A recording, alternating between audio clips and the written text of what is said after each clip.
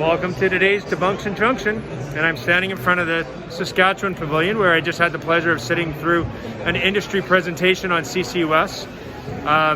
So there was a lot of conversation by the players. There was Cenovus represented by Rona Ferrari.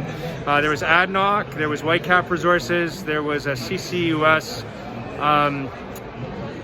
industry player, and of course Premier Scott Moe, and they talked a lot about a lot of different things, but unfortunately no time for questions, so they kind of ran off before I got to ask my questions. But I have so many questions, so let's go over three of them, and maybe they can answer offline or online here rather than in person. The first is about risk. They talked a lot about risk. They didn't really talk about what that risk was. They didn't mention operational risk, which I think it's like, what if these plants don't work the way that we design them? So there's two plants going on in Western Canada now, one in Saskatchewan called Boundary Dam. It's on a coal plant. It's captured about 50% of its emissions during its lifetime, so that means 50% have gone into the air.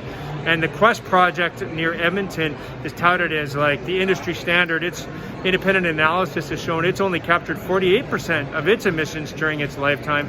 That means 52% have gone in the air more. So of the 13 biggest plants in the world planned, most of them have been either mothballed or canceled or aren't working up to standards. So this really isn't a proven technology. The next question is about money. Cenovus had $3 billion, that's billion with a B, profits last year, and they're asking for government handouts. Why do they need government handouts? They should just be doing the right thing. And the final question is about Scope 3 emissions. This, of course, will only manage Scope 1 and 2 emissions. If they want to be net zero companies, they have to manage Scope 3 emissions. How are they going to manage their Scope 3 emissions? That's Debunktion Junction.